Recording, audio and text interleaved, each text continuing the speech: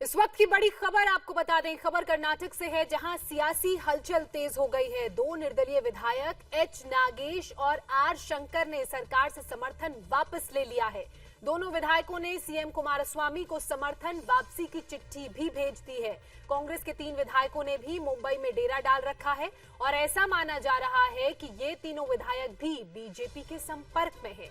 कर्नाटक में कुमारस्वामी सरकार को फिलहाल 118 विधायकों का समर्थन है, जो बहुमत से 5 ज्यादा है। लेकिन जिस तरीके से यहाँ गुणा गणित हो रहा है, उससे यही लग रहा है कि बाजी पलट भी सकती है और कर्नाटक में एक बार फिर बीजेपी कमल खिलाने की तैयारी में जुट सकती है, क्योंकि ये जो आंकड़े हैं वो इसी तरफ इशारा कर रहे हैं।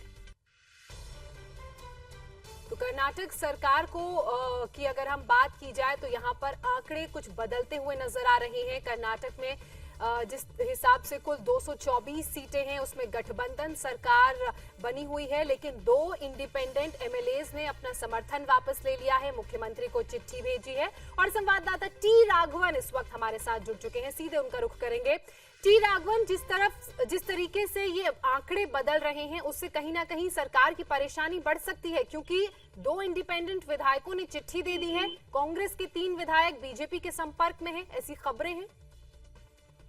ज्योत्सना, पिछले 24-48 घंटों में जो भी अटकलें लगाई जा रही थी, कह सकते हैं कि पहला बड़ा डेवलपमेंट हुआ है जब 2 चिट्ठियां निर्दलीय विधायकों ने राज्यपाल को संबोधित करते हुए लिखी है, जिनमें उन्होंने कहा है कि सरकार पर उनका विश्वास वो खो चुका है, इसलिए वो समर्थन वापस ले रहे हैं। दोनों निर्दलीय विधायक में से एक आर शंकर जो थे, पिछले कुछ समय तक मिनिस्टर थे, उनको इस शर्त पर कांग्रेस ने अपने पाले में किया था, जब सरकार यहाँ पर पूर्ण बहुमत की किसी की नहीं बन पाई थी, कि अगर वो कांग्रेस में शामिल होते हैं, इस गठबंधन का हिस्सा बनते हैं, तो उन्हें मंत्री पद दिया जाएगा। लेकिन लास्ट कैबिनेट एक्सपेंशन में उन्हें मंत्री पद से हटा दिया गया, जिसके बाद वो नाराज चल रहे थे और आज उसका परिणाम कांग्रेस को देखने को मिल रहा है। जहां तक कांग्रेस विधायकों की बात है, अभी 3 विधायक वहां पर मुंबई में रहे। एक और विधायक रमेश जारकीहोली भी लगातार ये कह चुके हैं कि वो अब कांग्रेस में का साथ छोड़ देना चाहते हैं। लेकिन आंकड़ों की अगर हम बात करने ज्योत्सना, तो अभी भी बीजेपी को बहुत बड़ी मशक्कत करनी पड़ेगी, क्योंकि 120 विधायकों का समर्थन जेडीएस कांग्रेस गठबंधन के पास था 224 विधानसभा की सीटों में से। और अब राघवन, कहा यह भी जा रहा है कि जेडीएस के भी कुछ विधायक बीजेपी के संपर्क में हैं। अगर ऐसा हुआ तो उलटफेर की स्थिति बन सकती है कर्नाटक में।